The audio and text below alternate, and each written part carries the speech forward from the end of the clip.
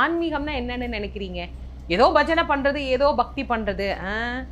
ஒழுக்கமான வாழ்க்கையே ஆன்மீகம்.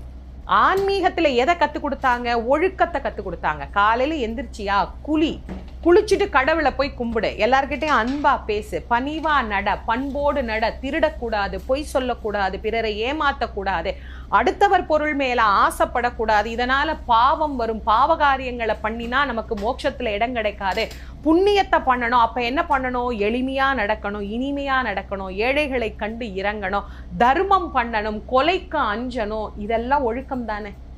இந்த ஒழுக்கத்தை தானே பக்தியா நமக்கு கொடுத்தாங்க. பக்தி வேறு ஒழுக்கம் வேறானா கிடையவே கிடையாது. பக்தியும் ஒழுக்கமும் ஒன்றே. அத அந்த காலத்துல பெரியவர்கள் ஒழுக்க நெறிகள் அப்படின்னு சொல்லாம பக்தி நெறி அப்படின்னு சொல்லி நமக்கு வளர்த்தாங்க.